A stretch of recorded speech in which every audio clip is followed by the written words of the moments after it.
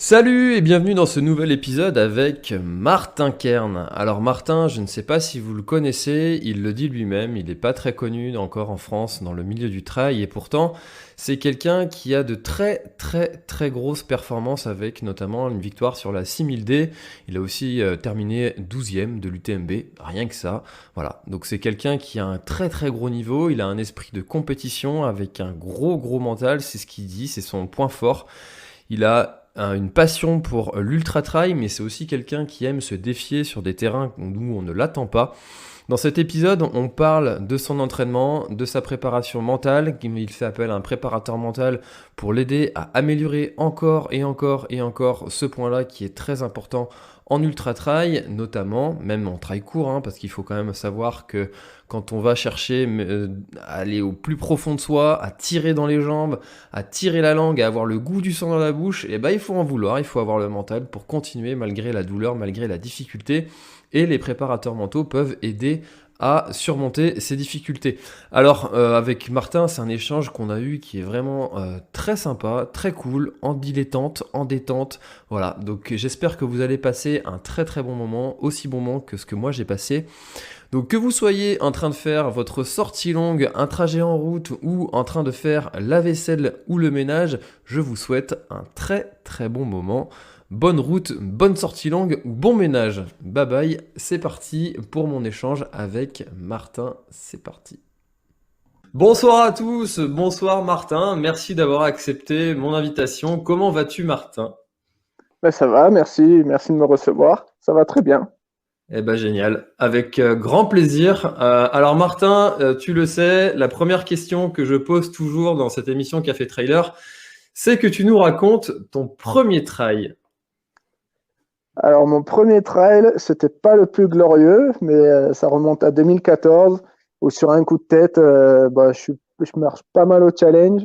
Sur un coup de tête, j'habitais Toulouse, je me dirige vers les Pyrénées sur le trail des novices du Challenge du Mont-Calm.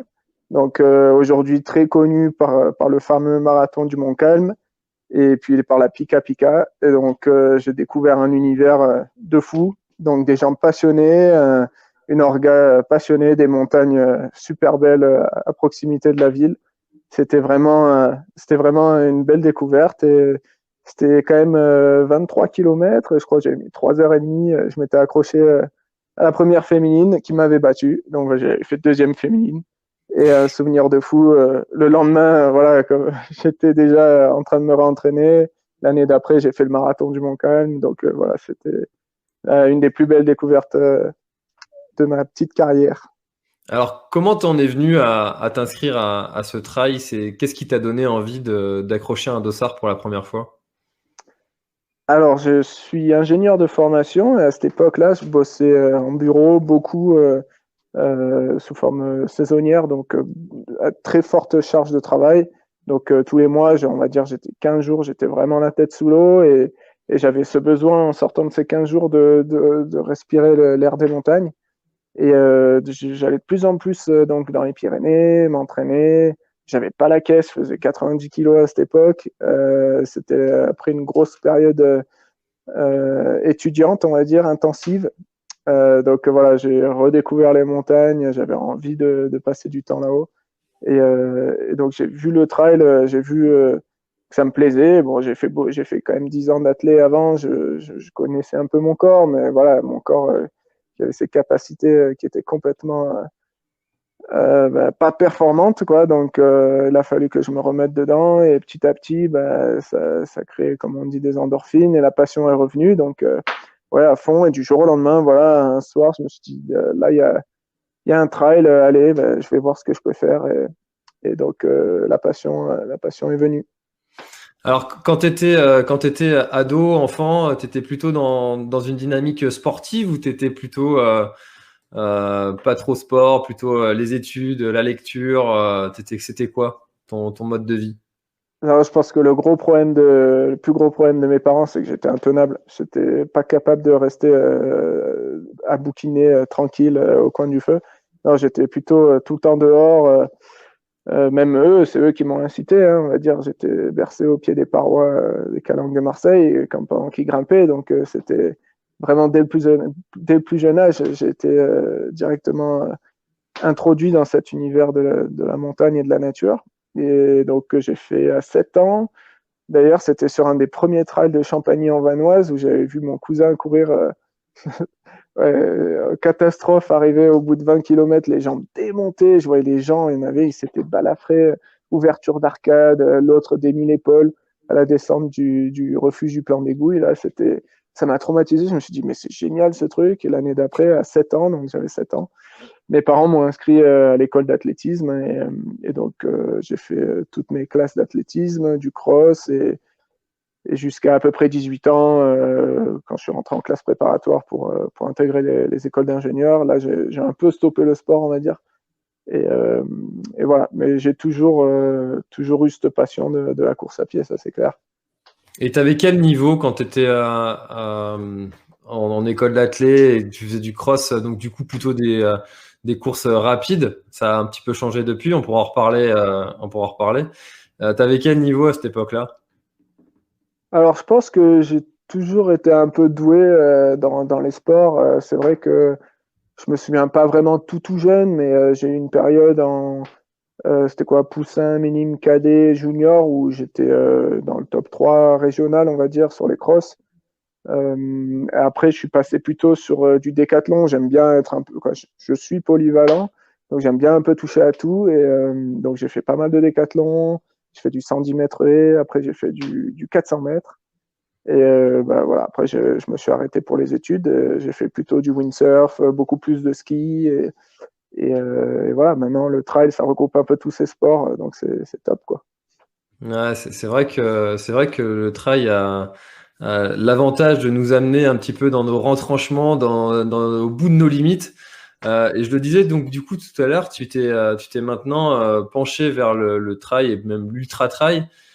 Comment est-ce que t'en es venu à pratiquer cette discipline de l'ultra et qu'est-ce qu'elle t'apporte? Alors effectivement, l'ultra, j'y suis tombé assez rapidement, on va dire. Si j'ai mis mon premier dossard en 2014. En 2015, j'ai rencontré des gars en montagne, un refuge en Ariège.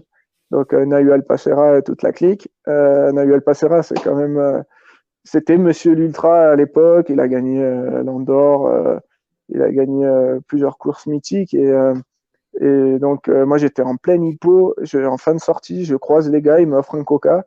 Et depuis, je les ai jamais lâchés, en fait. C'est devenu mes potes, mes amis.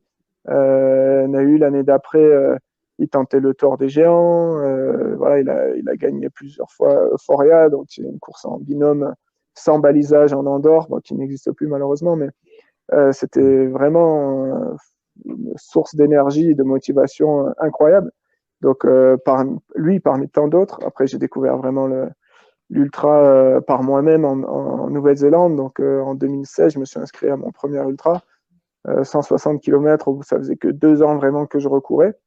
Donc, voilà, j'ai quand même ce passé d'athlétisme. Donc, j'ai peut-être grillé les étapes. Je me suis un peu abîmé les tendons à un certain moment, mais j'ai, voilà, j'y suis allé petit à petit, on va dire, sur des ultras faciles, après plus difficiles. Et donc maintenant, je m'éclate à prendre part à toutes ces courses, quoi. Surtout en Europe où on voit qu'il y a une densité énorme. C'est là où la motivation est d'autant plus importante puisque voilà, faut vraiment aller chercher très très loin pour se démarquer, quoi. Hmm. Alors, tu nous as parlé d'une course en Nouvelle-Zélande. Alors, qu'est-ce qui fait que tu sois allé faire une course là-bas? Tu travaillais là-bas à cette époque-là? Oui, exactement. Donc je suis parti 3 ans en Nouvelle-Zélande, changement de vie. J'ai quitté mon CDI de Toulouse pour partir là-bas, découvrir autre chose, une autre culture et les grands espaces. Et la course à pied m'a vraiment donné cette force, cet équilibre de tous les jours pour continuer à faire de mieux en mieux, quoi. Et la Nouvelle-Zélande, c'est vraiment, en termes de course à pied, ils sont peut-être, je courais pas à l'époque, mais 10-15 ans en arrière de nous, il y a peut-être 50 personnes qui prennent le départ d'une course Hmm. réputée, à part la Tarawera qui fait partie du Ultra Trail World Tour. Et donc, celle-là est quand même grosse, ouais, il y a beaucoup de monde qui l'a fait. Donc le reste, c'est quand même des petits comités. C'est local, c'est familial, limite. Il y a une ambiance chaleureuse. On est loin de toutes ces organisations qui sont maintenant hyper commerciales, mais c'était un régal de découvrir du coup l'ultra là-bas, quoi. C'est vraiment plus l'aventure que accrocher un dossard et aller le plus vite possible, quoi. Hmm. Alors j'ai oublié de le préciser pour tous ceux qui nous regardent ce soir ou nous écoutent vous pourrez nous écouter aussi en podcast, en replay. Et si vous êtes là pendant le live, vous pouvez poser toutes vos questions à Martin et puis on y répondra avec grand plaisir durant le live. Alors ce sujet-là de la Nouvelle-Zélande, ça m'intéresse qu'on le creuse un petit peu. Qu'est-ce qui fait Dis-moi. que tu sois parti? Parce que perso, c'est quelque chose que j'aurais beaucoup apprécié faire. Et j'ai jamais eu vraiment le courage, tu vois, quand t'es après le bac ou après les études, de partir comme ça.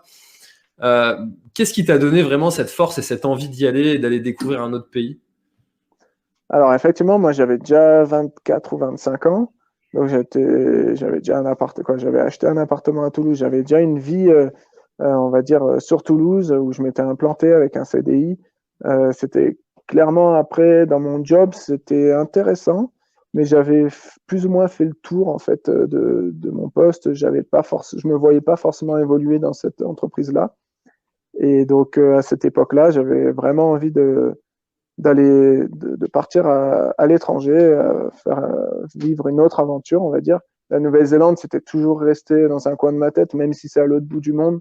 Voilà, on a tous les images de ces grands espaces, nature sauvage, des volcans, l'océan. J'aime bien surfer aussi, donc le ski. Ça regroupait un peu tout ce que j'aimais.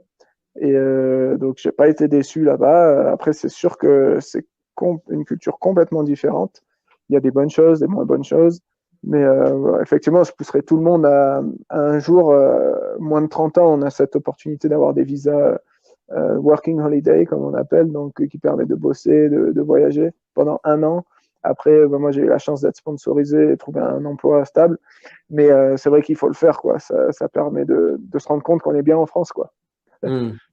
Ouais, c'est sûr que s'il y a que en voyageant finalement qu'on se rend compte de tout ce qu'on a en France. Et d'ailleurs, je me dis souvent que quand on revient, ça doit être difficile de garder ces souvenirs-là de tiens, bah, tout ce qu'on a, c'est pas le cas partout et c'est déjà une grande chance d'avoir tout ce qu'on a. Est-ce que toi, c'est quelque chose qui t'est arrivé aussi d'avoir cette prise de conscience quand tu reviens en France de la chance qu'on a d'avoir tout notre mode de vie finalement? Alors, je le savais déjà, mais parce que effectivement, j'ai quand même beaucoup voyagé, mais voilà, on le sait qu'en France, on a quand même, on est une terre d'accueil. Il y a énormément c'est un beau patrimoine, une très belle histoire, une très belle culture. C'est vrai qu'en revenant en France, j'étais content de partir parce que voilà, j'avais vraiment envie de vivre cette expérience de plus d'une année parce que j'avais déjà fait la Chine, l'Angleterre pendant plusieurs mois. Mais là, se dire, allez, je pars dans une optique de au moins un an, voire deux, trois, c'est complètement différent et je savais que j'allais pas m'implanter là-bas. Et en revenant, c'est sûr que je me suis dit, waouh, c'est aussi ça qui m'a poussé en fait à vraiment quoi, à m'implanter en France parce que j'aurais pu repartir à l'étranger. Il y a tellement de beaux pays, mais j'avais vraiment envie de construire quelque chose en France.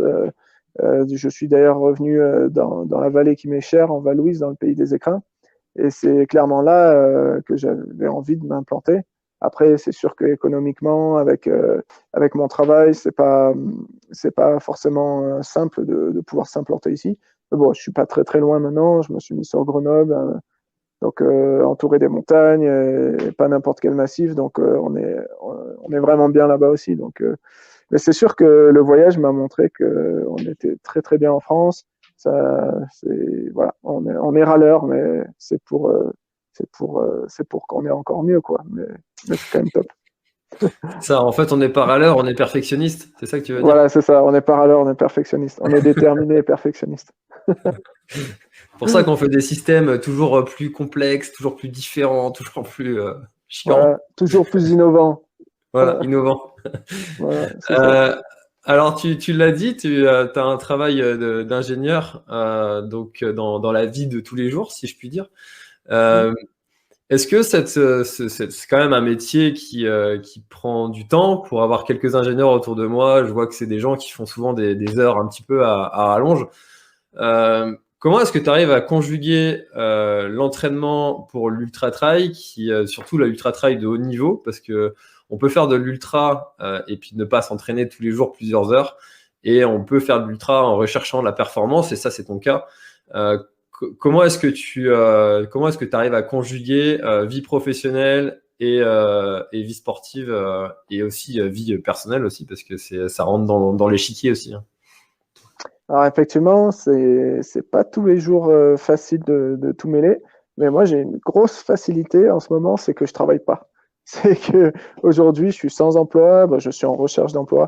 Mais en gros, en revenant de Nouvelle-Zélande, j'ai cherché pendant 2, 3 mois et c'est vrai que les compétences que j'ai acquises là-bas n'ont pas forcément facilité la tâche pour retrouver un emploi stable. Puisque j'ai travaillé pour une start-up, donc j'ai été propulsé à des positions assez avancées, on va dire, par rapport à nos standards européens.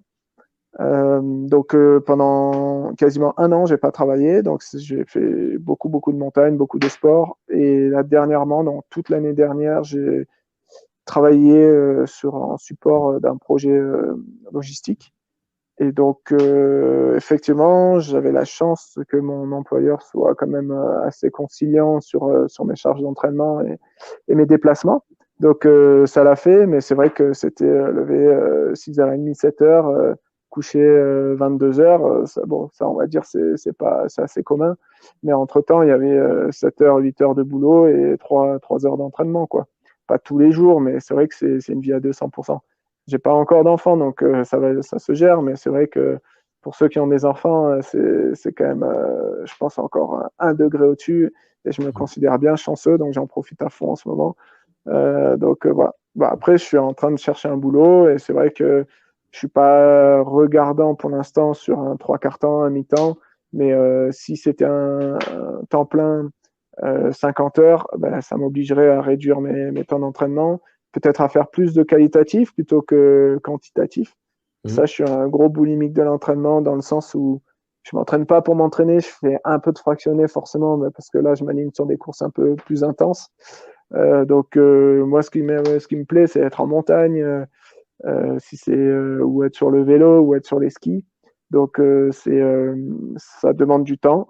Et ça, pour ça, bah, c'est sûr que bah, avec une vie de famille et un boulot, bah, c'est pas si simple que ça. Mhm. Ouais, c'est sûr. Et puis quand on sait aussi l'importance parce que c'est souvent un conseil qu'on entend ou qu'on donne de se dire, bah, t'as qu'à te coucher plus tard ou t'as qu'à te lever plus tôt. Ouais. Mais le sommeil il reste quand même une des sources de récupération les premières avec l'alimentation. Et si tu dors pas, tu récupères pas. Si tu récupères pas, tu te blesses. Si tu te blesses, tu peux pas t'entraîner. Ah, c'est un cercle vicieux, faut faire hyper gaffe. Moi, j'en connais autour de moi, ils dorment 6 heures par nuit. 6 heures par nuit, ça fait coucher minuit, lever 6 heures. Mais moi, il me faut 9 heures, 9 heures pour être bien, quoi. Je trouve c'est des surhommes. Ceux qui dorment pas beaucoup, c'est des surhommes et qui perfent en plus. J'en connais pas beaucoup, mais ça arrive. On n'est pas tous égaux face à la nature.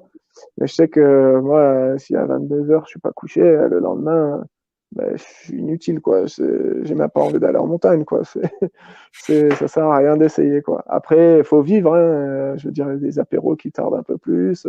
Voilà, c'est pas pour ça que je sors plus, hein, mais c'est sûr qu'il faut savoir ce qu'on veut, un temps pour tout, quoi. Mais le sommeil, ouais, c'est hyper important c'est sûr, pour récupérer. Alors tiens, justement, socialement, c'est un sujet, je crois que j'ai jamais encore évoqué sur les émissions. Est-ce que toi, ça t'est déjà arrivé pendant une préparation d'un bel objectif de refuser d'aller à des soirées ou de d'écourter des week-ends entre amis ou ça t'est déjà arrivé ça? Non, mais c'est mon plus gros problème, hein. Moi, c'est le côté social, j'ai vraiment du mal. Je pense que tous mes amis pourront témoigner, c'est que je suis insortable en fait. C'est que tu me donnes un verre, deux verres, bah, je ferme le bar après, hein. Même si la semaine d'après j'ai une course, c'est que je suis difficilement gérable là-dessus. Après, bah, c'est sûr que faut savoir ce qu'on veut. Si on veut perfer, on peut pas sortir non plus. Et je suis beaucoup plus raisonnable qu'avant, on va dire. J'arrive à me limiter à mon petit verre de vin de temps en temps. J'essaye pas tous les jours, mais c'est difficile, surtout quand on aime bien les bonnes choses. Donc voilà, c'est pas évident, mais faut pas se limiter. Ça reste une passion. S'il y a les copains qui veulent sortir, la famille qui est là, moi c'est surtout un plaisir d'ouvrir des bouteilles et partager ces moments-là. Après, c'est sûr que ça sera pas Genepi, 3-4 Genepi, hein, mais voilà, on trempera les lèvres, quoi. Ça sera pas mal. Non, mais c'est vrai que c'est pas évident, hein. Moi, surtout les automatismes, une fois qu'on les a, et quand on boit 2-3 coups semaine, 3-4 semaines, quand on arrive à 15 jours, une semaine de la course, moi, j'y pense plus, quoi. J'y pense plus que j'ai une course. Donc, ça m'arrive quand je dis à mon entourage, bon, au bout de 2-3 verres, vous me dites d'arrêter, hein, ou vous me coupez, vous me mettez à l'eau, quoi. J'essaye d'avoir 2-3 personnes Les qui garde-fous. m'aident parce que j'arrive pas tout seul. Ah, c'est sûr que ça doit pas être simple hein, quand on recherche la performance encore une fois, hein, parce que bon, si tu recherches juste à être finisher, même si tu prends une pizza la veille, ça, il y a de grandes chances que ça passe quand même. Hein, la veille, c'est bon, hein, tout est joué. Mais Oui, quand on est à voilà. la recherche de la performance, chaque petite chose peut compter dans la balance. Donc, Oui, c'est sûr. Après, Mm. c'est sûr que chaque petite chose peut compter.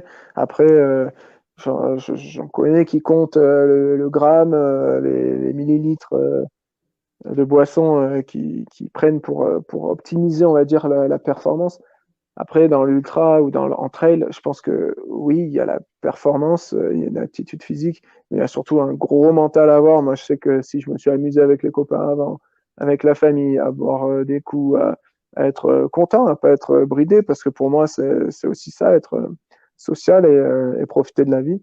C'est sûr que bah, je vais avoir la niaque sur la ligne de départ, alors que si je commence à compter tout ça, je sais que non, j'ai déjà essayé, hein, ça marche pas pour moi. Donc, Mm. autant être comme on est. Si c'est vraiment la motivation de compter les grammes et c'est ça qui fout la niaque, bah, tant mieux. Mais ça marche pas avec moi. C'est vrai ça que si tu as eu une vie un petit peu de privation pendant plusieurs mois pour cet objectif-là, en fait l'objectif il doit être vachement stressant parce que si tu n'y arrives Bah, pas, c'est ça. tu te Mm. dis tout ce que j'ai fait avant là, bah, je l'ai fait pour C'est rien. horrible. C'est Ouais. horrible. J'ai essayé de tout donner, moi, sur le Mute à Madère. C'était donc 115 km avec peut-être 8000, je crois. C'est assez tôt en saison, c'est en avril, fin avril. C'était en 2018. J'étais affûté comme jamais. Je m'étais entraîné, mais vraiment de manière optimisée. Je faisais vraiment gaffe à ce que je mangeais. J'avais testé des nouvelles méthodes, style les courir à jeun ou faire des jus de légumes, utiliser l'eau de Quinton. J'étais vraiment sec, sec, sec. Et ben, 4 jours avant, je chopais la pire gastro de ma vie. Bon, c'est peut-être pas de chance, hein. Et la pire course de ma vie. Au 40e, j'étais capot ouvert, je voyais les étoiles, j'avais envie d'abandonner alors que c'était magnifique. Moi, c'est ça qui m'a poussé à continuer. Mais c'était la pire course de ma vie et pourtant, j'avais l'impression que j'allais casser la baraque, hein. J'étais vraiment en forme, j'avais des très beaux chronos, mais j'étais pas performant. Après, pendant une période, j'étais pas dégoûté, mais je m'étais dit, bah, franchement, c'est dommage, tu t'es privé pendant 2 mois. Ok, tu as cherché la perf, mais au final, tu t'y es pas retrouvé. Et donc, j'ai commencé à revivre, à bouffer pas n'importe quoi, mais à me faire vraiment plaisir, à boire. Et ben, j'ai fait une de mes meilleures performances au Swiss Canyon Trail en remportant la course avec Benoît Girondel, alors que 2 jours avant, j'étais à l'apéro et bon, j'ai fini les tendons abîmés, mais j'avais un mental, j'allais jamais lâcher et j'ai pas été malade, quoi. Donc c'était top. Faut Hmm. se faire plaisir. Ça reste du sport. Surtout que ça reste quand même du trail et le trail, ça reste encore assez compliqué d'en vivre de manière professionnelle et puis il n'y a pas de gros enjeux encore. Ça viendra sûrement hein, avec le développement du trail et tout, mais ça reste encore que du trail si je puis dire. Oui, Euh, voilà. Ça fait 2 fois que tu parles de ton mental. Tu vois, j'écoute hein, en même temps. Yes. Euh, c'est quelque chose que tu as travaillé, et qu'est-ce qui fait que selon toi, tu as du mental, et qu'est-ce que c'est pour toi aussi avoir du mental d'ailleurs? Ouais, le mental, je pense que dans la vie, ceux qui ont du mental, c'est ceux qui avancent, qui, malgré les échecs, reconstruisent derrière pour aller de l'avant. Moi, le mental, c'est une grosse faiblesse, j'allais dire. Dans une certaine manière, c'est avec l'appréhension d'une course. J'ai tendance à un peu tout remettre en question, donc je me fais accompagner donc par un préparateur mental pour essayer de changer un peu cette dynamique et essayer de moins subir ces préparations de course, quoi, on va dire. Hmm. Parce que voilà, je peux avoir des. Je sais que je suis prêt, je sais que j'ai validé des entraînements, mais j'ai toujours quelque chose à remettre en cause, des petites douleurs par-ci, par-là. Voilà, c'est le stress de la course.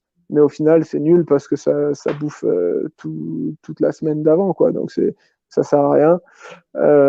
Mais par contre, une fois que le départ a été donné, là, c'est le mental, on va dire, de guerrier ou plutôt d'engagement. Je vais aller jusqu'au bout de mon engagement. Je vais jamais raccrocher un dossard. Je vais aller au bout, coûte que coûte. Même si je suis dans la pire des situations, même blessé, je rendrai jamais un dossard. Ou j'espère. On dit jamais, jamais, mais Hmm. bref, euh, c'est euh, c'est comme ça. Le mental me fait que j'ai plus d'ego, quoi. Faut aller au bout. Même si je termine dernier, je serai finisher. Ça, c'est clair. Et après, donc voilà, ça c'est un peu, c'est comme ça que je définis le mental, mais ce mental-là, je l'ai grâce aux séances ou à la vie que je mène, à l'équilibre. Je pense qu'il faut rester quand même équilibré.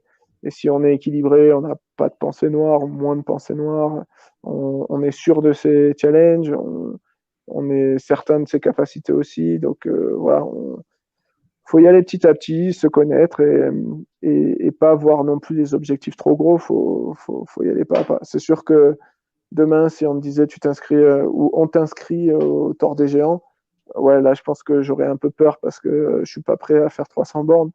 Et clairement, là, c'est pas du mental qu'il faut, mais ça va au-delà de ça, quoi. C'est du sadomaso aussi. Il faut être sado complet pour aller faire ça, quoi. Et donc, non, voilà, moi à côté, ça reste que du plaisir. Oui, au bout de 100 bornes, il y a les jambes qui tirent. Même au bout de 30 bornes, il peut y avoir les jambes qui tirent. Mais c'est le plaisir avant tout et c'est ça qui fait avancer. Moi, c'est vraiment partager aussi l'aventure avec les gens qu'on aime.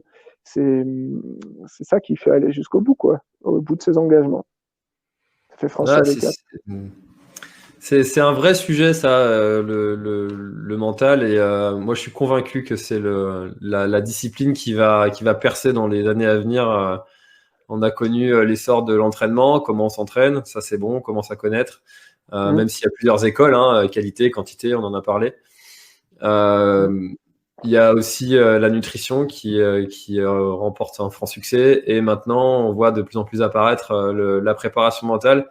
Et alors, quels sont les types d'exercices que tu vas faire avec ton préparateur mental? Si tu pouvais nous en donner un ou deux, comme ça, qui pourraient être applicables assez rapidement par ceux qui nous écoutent. Ouais, alors effectivement, je travaille beaucoup, moi, sur tout ce qui est relaxation. Donc, travailler sur la sérénité déjà, être conscient que le travail qu'on a accompli nous permet d'être à la hauteur, ou en tout cas de viser les objectifs et pas d'aller directement au crash. Donc ça passe pas mal par de la respiration, de la méditation, la cohérence cardiaque, on parle de ça beaucoup en ce moment. Donc, Mm. pour être honnête, j'épluche un peu tout ce qui se fait sur YouTube. Il y a des applications Zen, Spotify qui s'y est mis aussi. Donc, voilà. Donc, ça, c'est des outils annexes, on va dire, que je fais un peu tous les jours.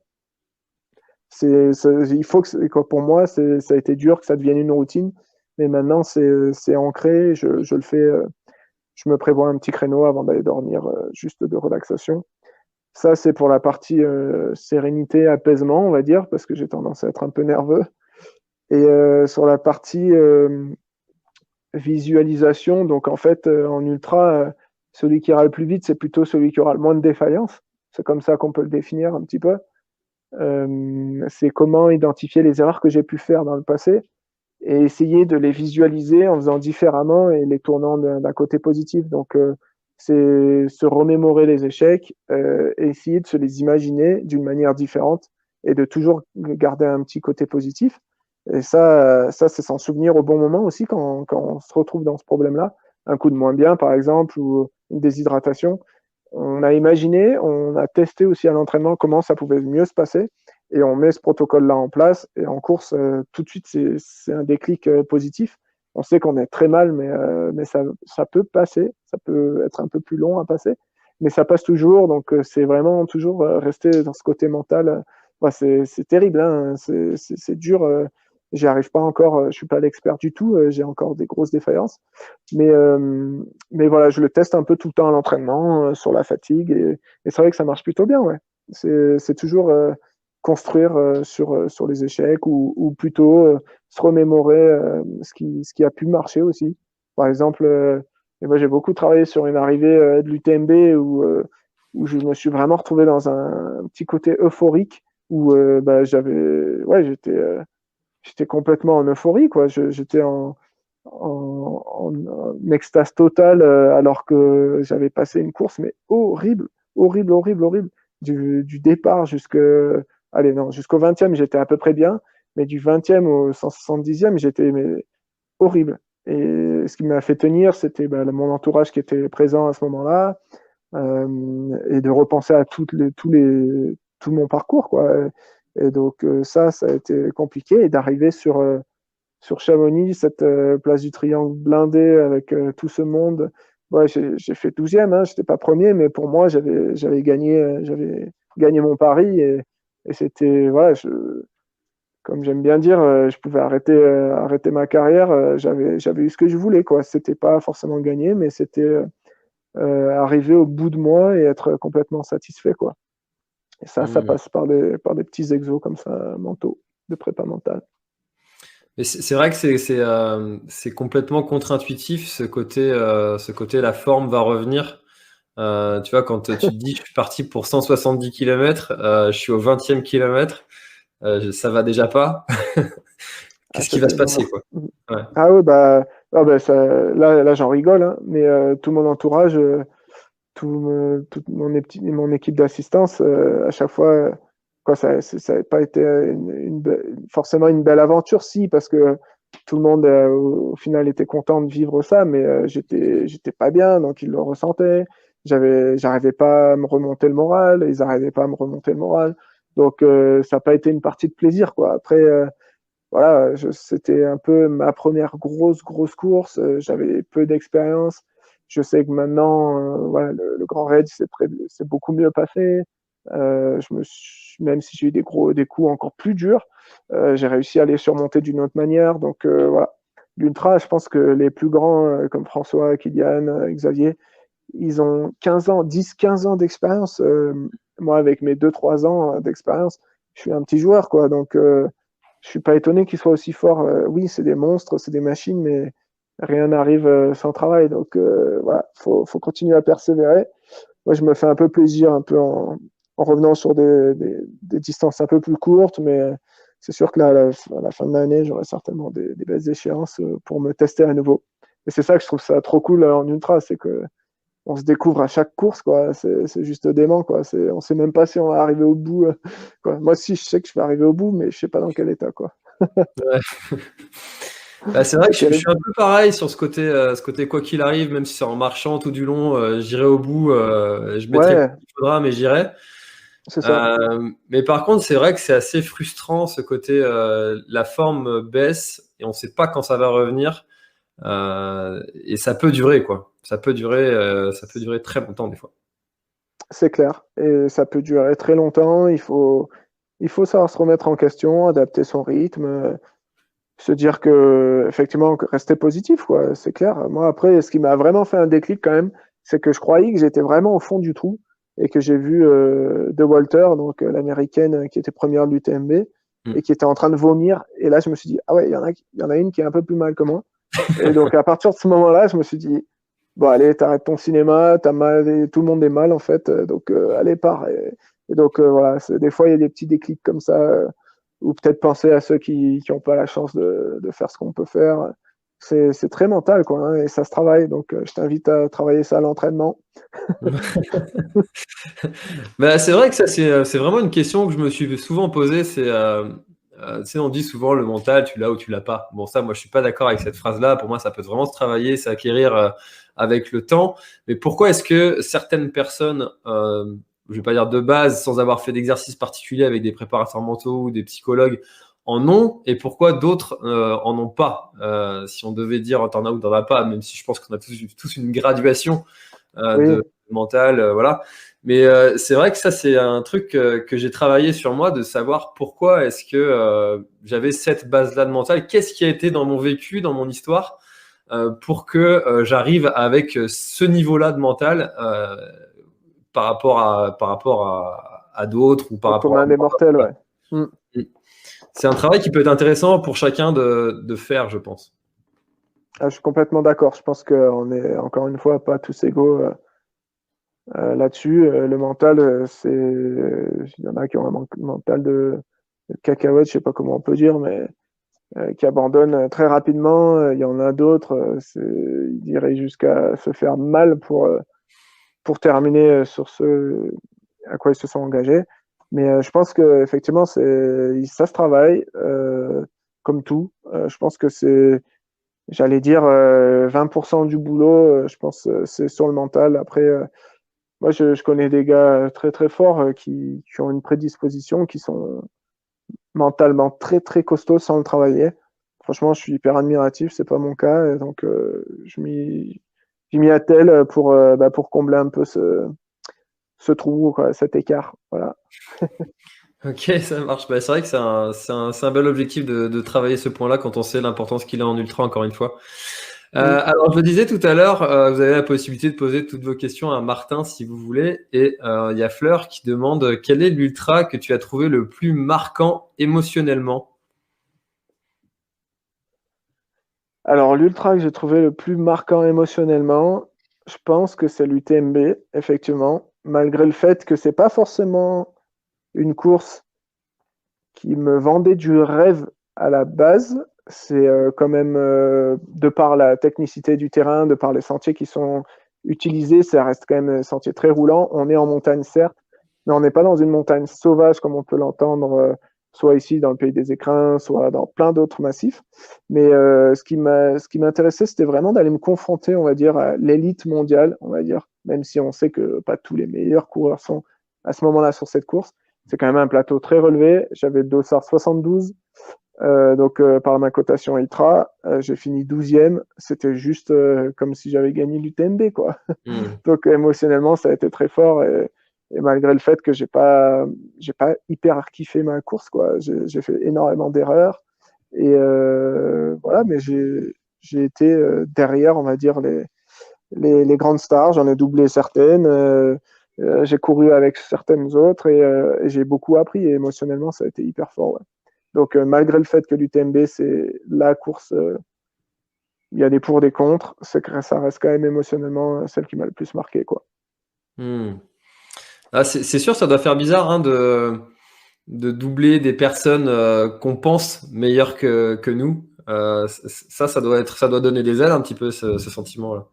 Ah, clairement, c'est oui et non, parce que je me suis dit à ce moment-là, mais en fait, je suis beaucoup trop rapide. Je suis pas du tout sur mes allures. Et ce qui était le cas, en fait, c'est que j'étais beaucoup trop rapide, et je l'ai senti au centième kilomètre où j'ai fait un gros popcorn et il n'y avait plus rien qu'à aller. Mais c'est sûr que quand bah, j'étais avec Xavier Thévenard sur les 20 premières bornes, quand on lui a dit que Pau Capel était déjà à 40 minutes devant, on s'est regardé, on a dit non, on a mal entendu, et là il a mis la seconde et moi j'étais à l'arrêt complet. Donc là, ça a été, c'était pas compliqué à comprendre. Ensuite, j'ai fait un bon bout avec Germain Grangier. Donc là, ça a été très sympa. Il y avait, quand on a repris Sylvain Court, les frères Camus, Patrick Bringer, Tim Tollefson, Eden Ox, Zach Miller, tous ces mythes, quoi. Hmm. C'est sûr que bah, on se dit, waouh, ok, bah, je suis peut-être pas si mal que ça. Et donc ça motive, c'est sûr. Après, Ça, c'est juste pour flatter mon ego, mais c'est sûr que ça fait quand même du bien, quoi. Ah bah, c'est clair, hein, tout le monde peut Ouais, pas se c'est clair. vanter de ça, hein. Ouais, après, voilà, Sans se faut vanter, remettre mais les tout le monde, glycosants.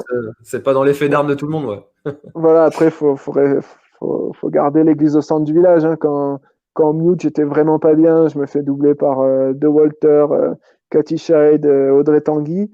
Je me suis dit, bon, là, t'es quatrième féminine. Ouf, c'est dur à digérer dans le sens où, voilà, j'irai au bout parce que c'est magnifique. Et j'ai rencontré des gens passionnants et qui sont devenus des amis d'ailleurs. Mais c'est pas tous les jours facile, quoi. Hmm. Alors, fallait s'y attendre. C'est le moment, c'est Ouais. l'actualité, on est en plein dedans et je m'attendais à ce que cette question soit posée. Quel est ton Allez, avis allons-y. sur l'annonce UTMB Ironman et leur nouveau circuit? Ouf, cette question. Effectivement, bah, je suis pas trop aficionados des news, donc j'ai entendu parler de l'histoire. Je connais Ironman de réputation, donc une énorme structure. Voilà, je vais rien vous apprendre, l'UTMB aussi. Pour moi, j'ai pas vraiment d'avis. Je trouve ça, dans un sens, je trouve ça bien que des organisations comme ça proposent des événements pour tous. Après, dans les modalités, je crois que j'ai entendu parler du fait qu'il fallait au moins faire une course qualificative by UTMB ou by Ironman pour pouvoir être qualifié sur l'UTMB.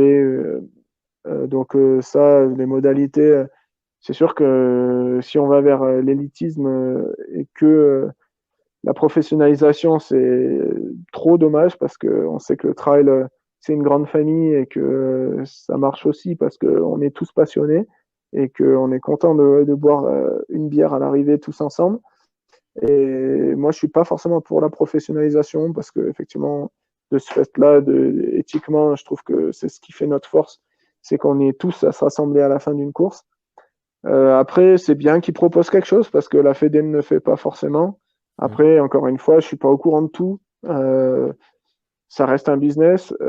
C'est bien que ça soit proposé, mais j'espère qu'il y aura aussi d'autres alternatives, que d'autres personnes créeront peut-être des challenges ou ça existe, un Skyrunning ou l'Ultra Travel Tour. Bah, c'est des grosses structures commerciales. Et voilà, tant que ça propose des courses, tant que ça nous garde, ça nous motive, pourquoi pas quoi. Après, j'avoue qu'il y a des pour et des contre. Après, voilà, je suis vraiment pas pour la professionnalisation, même si ça serait bien que on gagne un peu plus de pépettes et que certes, quoi, qu'on puisse vivre de notre passion. S'il faut en passer par là, ça peut être une solution, mais il faut pas oublier effectivement que que tout le monde doit rester, doit pouvoir avoir l'accès à ce genre de course. Parce qu'on sait, ça nous fait tous rêver, quoi. Hmm. Bah, Je tu suis vois, désolé, j'ai pas forcément répondu à la question, mais parce que je suis pas hyper impliqué et effectivement, j'ai tendance un peu à me détacher quand je vois la grande machine arriver, mais à voir comment ça évolue, quoi. On verra. hmm.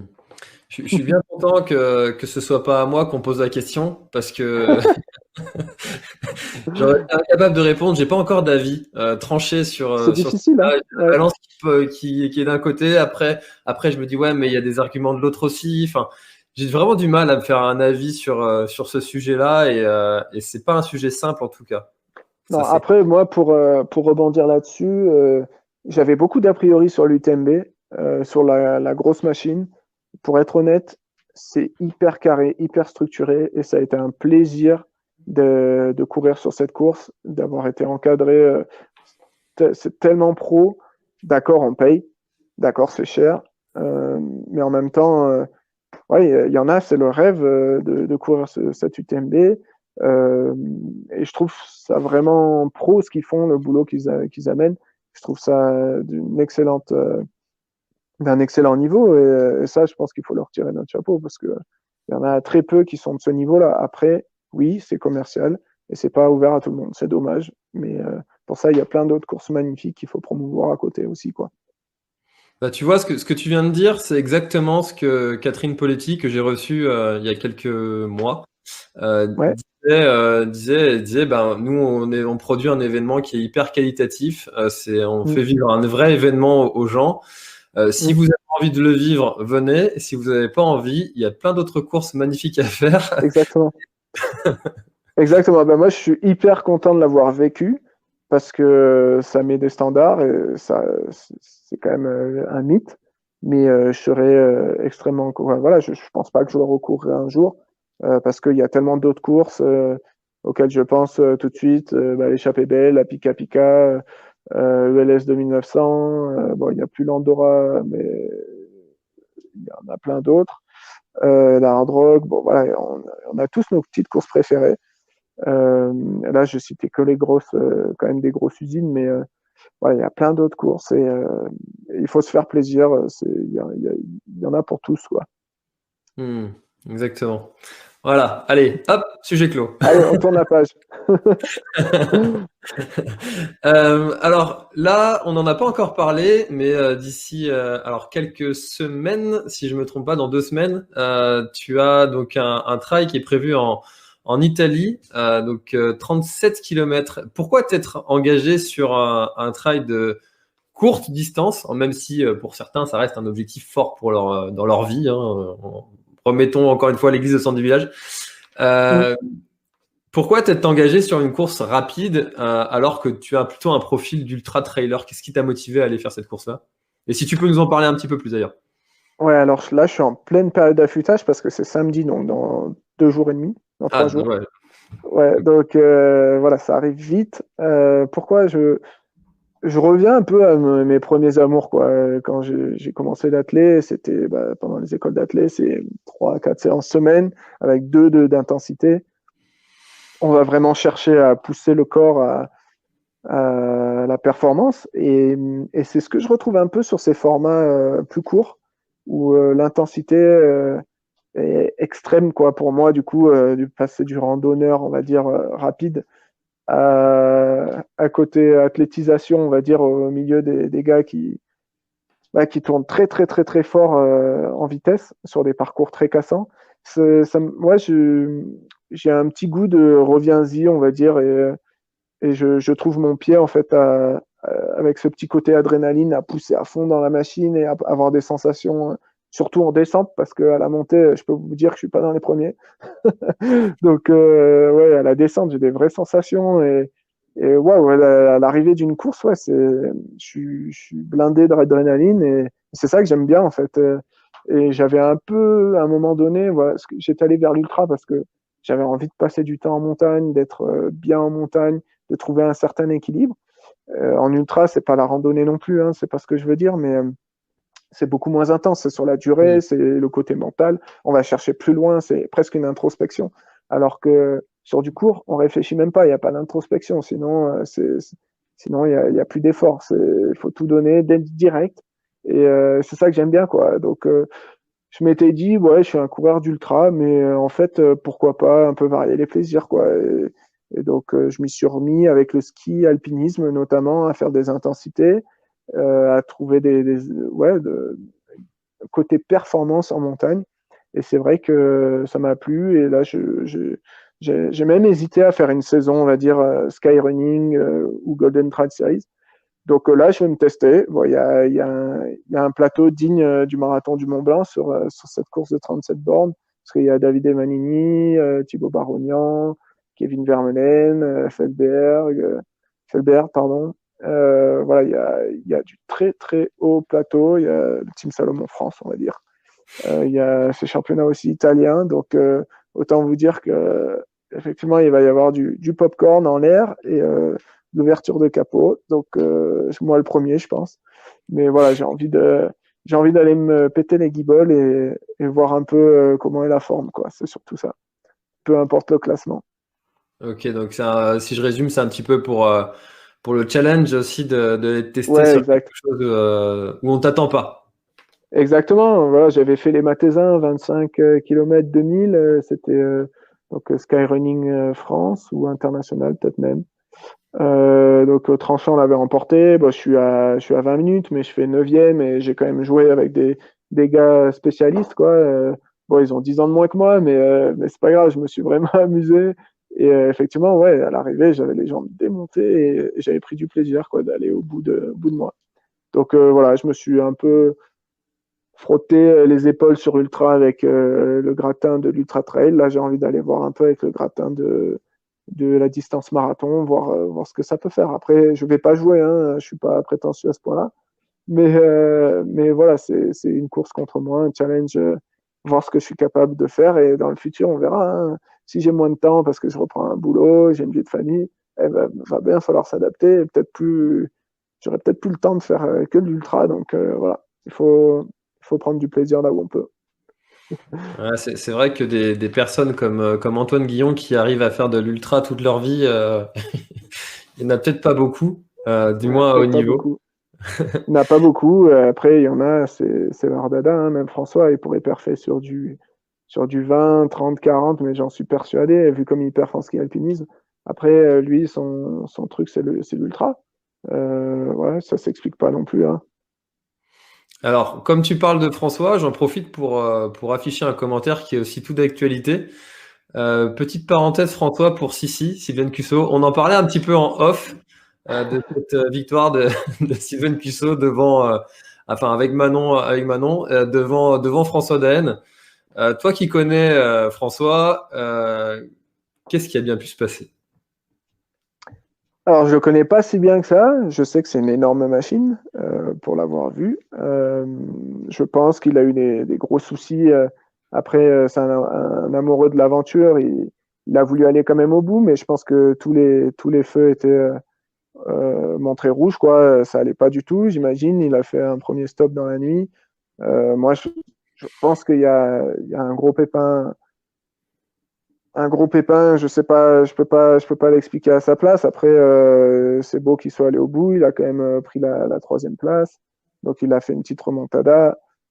C'est magnifique pour Sylvain et Manon. C'est quel coup de pub, quoi. Franchement, elles ne pouvaient pas rêver mieux. En plus, elles avaient l'air de se régaler. Elles avaient le smile toute la course. C'était franchement beau à voir.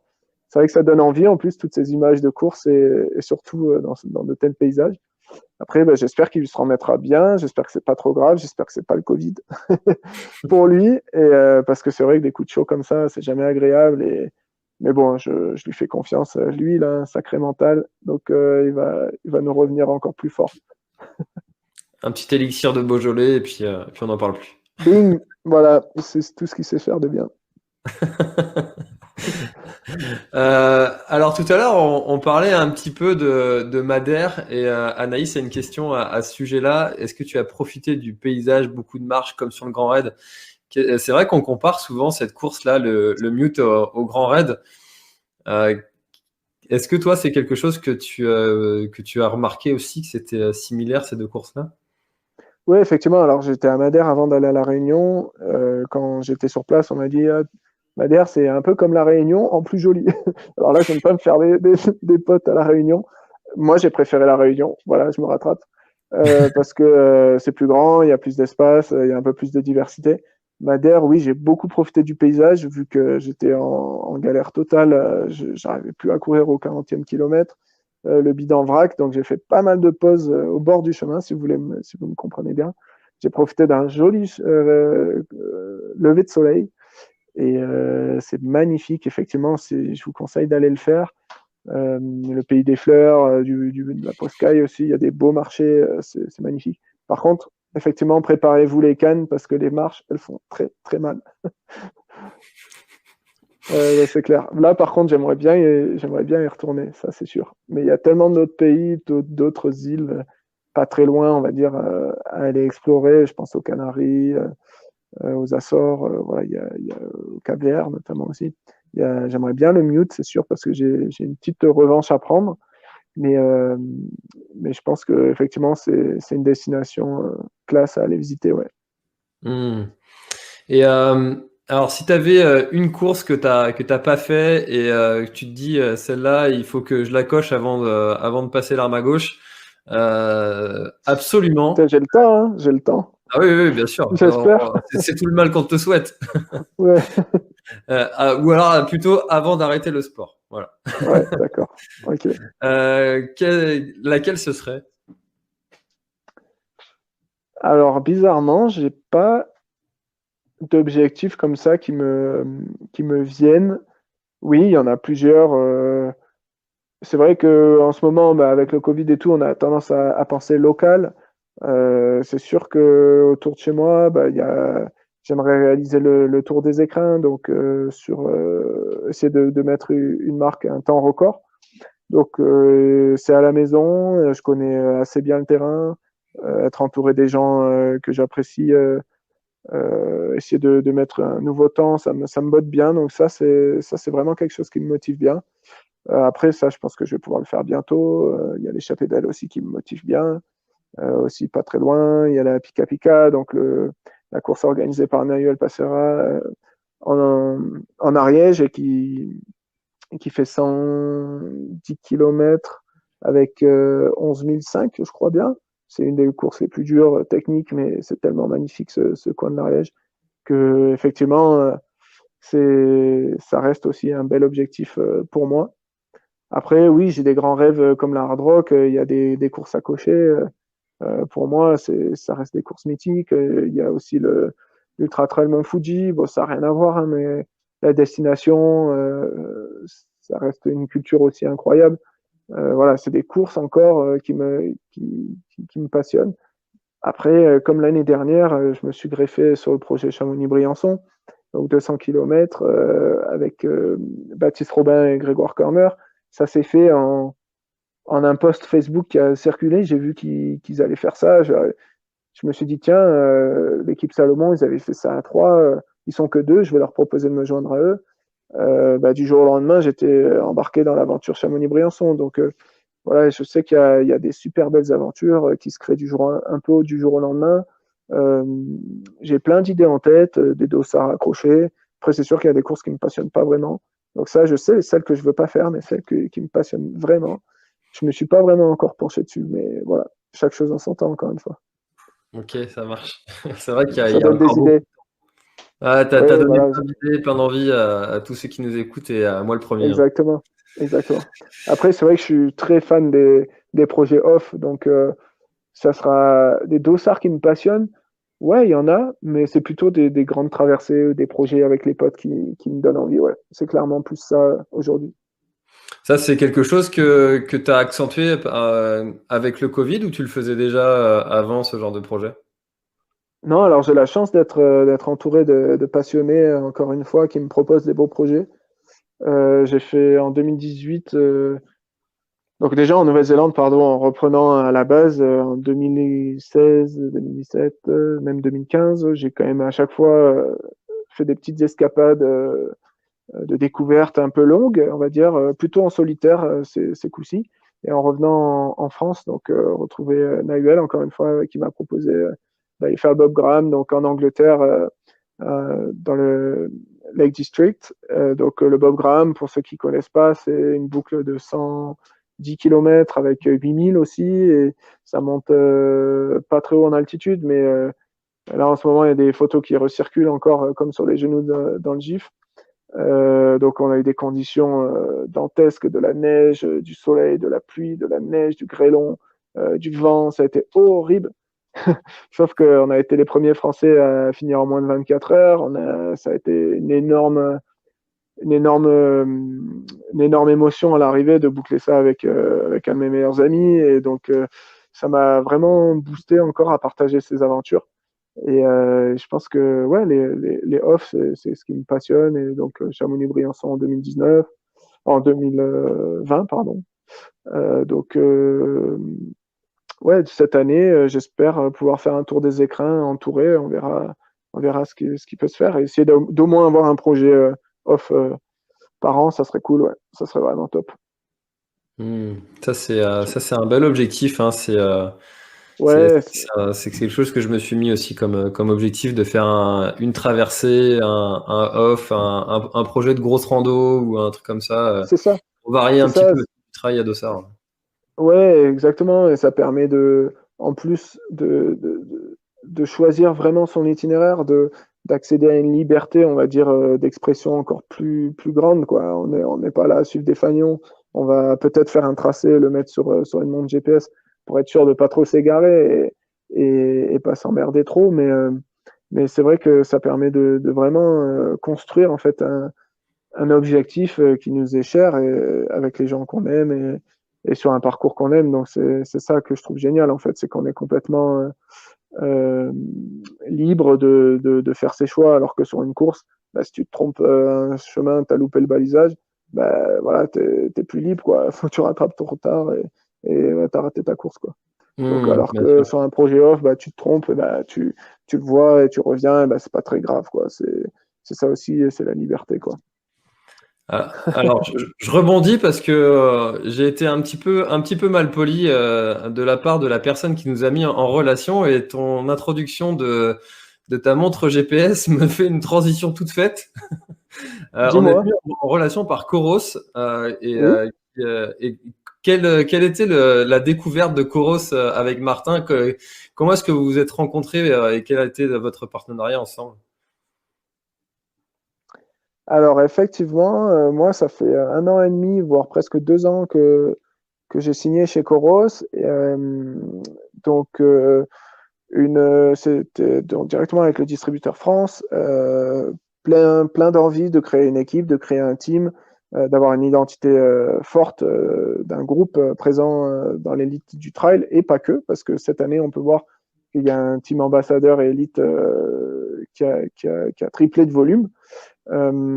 Aujourd'hui, clairement, moi, sur les produits, je suis fan parce que bah, on sait tous, l'autonomie a été démontrée à maintes reprises. C'est incroyable. Moi, je sais que je recharge ma montre tous les 10 jours. Ouais, certes, on pourrait la recharger tous les jours, mais c'est quand même un confort de vie que moi que j'apprécie. Après, en termes de spécificité de montre, je l'utilise beaucoup l'hiver.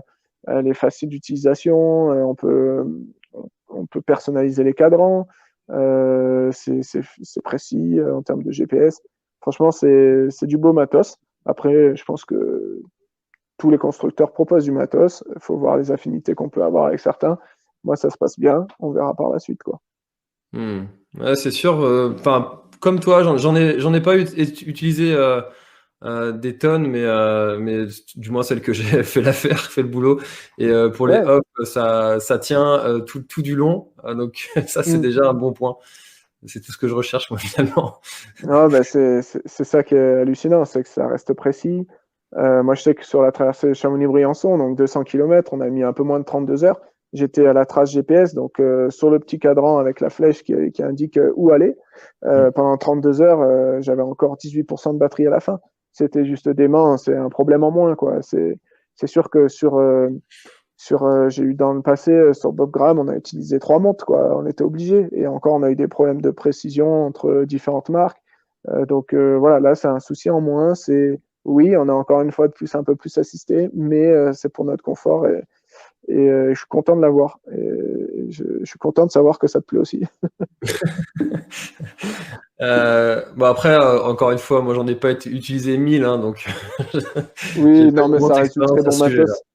Ouais, Non, ça fait 1 an et demi que je l'ai, elle a pas bougé, et c'est du très bon matos. ok. Hâte de voir ce qu'il Euh, propose par la suite. Martin, on arrive déjà à plus d'une heure. C'est passé Déjà? très très vite. Ouais. Ouais, je parle trop, c'est pour ça. On parle jamais trop dans cette émission. Je préfère quand on parle trop que quand on, on parle pas du tout. Donc il n'y a pas de problème. Bec, bec. Euh, Où est-ce qu'on peut suivre toutes tes aventures, Martin? Alors, je vous aurais bien proposé de venir avec moi, mais on risque d'être quelques-uns sur les sentiers. Non, on va en perdre en route. Donc, je vous propose de me retrouver bah, sur mon Instagram, sur mon Facebook.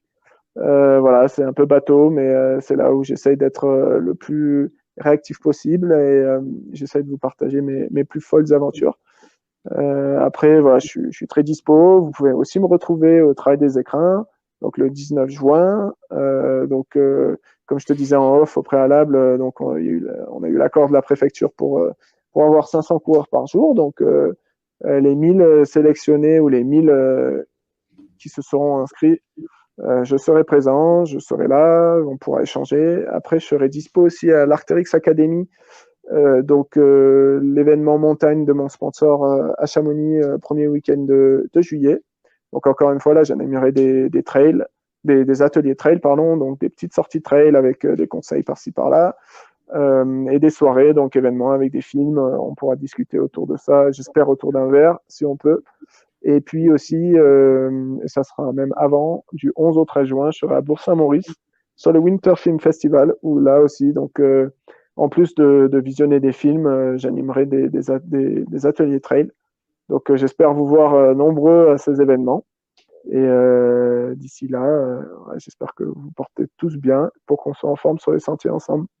Ouais, bah en tout cas, ça donne un beau message d'espoir pour la suite et on voit le bout de cette satanée période sans dossard et ça fait beaucoup de bien de penser qu'on a une issue là qui va s'approcher bientôt. Ouais, on y croit, on y croit. Ouais. Il faut. Super. Alors Martin, la dernière question, c'est toujours la même. Est-ce que il y a quelque chose que tu voudrais ajouter et est-ce que qu'est-ce qu'on peut te souhaiter pour cette année 2021, pour ce qu'il en reste? Qu'est-ce qu'on peut te souhaiter? Ça peut être de tout. Trail, pas trail, professionnel, pas professionnel. C'est toi qui choisis, c'est ton moment. Tu ajoutes ce que tu as envie d'ajouter. Alors, bah, déjà, je voulais te remercier déjà de m'avoir fait une petite place sur ton podcast, on va dire, ou sur ton café trailer. C'est plutôt tisane trailer là pour moi, désolé, mais il y a un temps Jean-Marc pour Grandy tout. avait fait la même réflexion. Ouais, bah, j'ai failli être à l'apéro, mais je me suis dit, bon, à 2 jours d'une course, non, peut-être pas. Donc voilà, tisane trailer pour moi. Donc un grand merci à toi. Après, personnellement, c'est vrai que je recherche quand même une stabilité sur la région de Grenoble. Donc j'espère trouver un boulot dans le secteur des sports outdoor assez rapidement en tant qu'ingénieur. Donc voilà, ça me permettrait d'avoir un équilibre, travail, passion, famille, qui me conviendrait bien pour l'instant. Donc voilà, et après, toujours avoir du temps en montagne avec les amis, avec les copains, et toujours se faire plaisir, quoi. Super. Eh ben écoute, c'est tout ce qu'on te souhaite. Merci beaucoup Ben, Martin merci à pour, toi. pour cette heure 5 d'échange. Merci beaucoup à tous aussi d'avoir été présents dans les commentaires. Je suis désolé, j'ai pas pu afficher toutes les questions. Il y en avait quelques-unes quand même, hein. Ben, Je vous merci souhaite à à vous, tous en tout cas. très très bonne soirée. À bientôt. À bientôt, salut.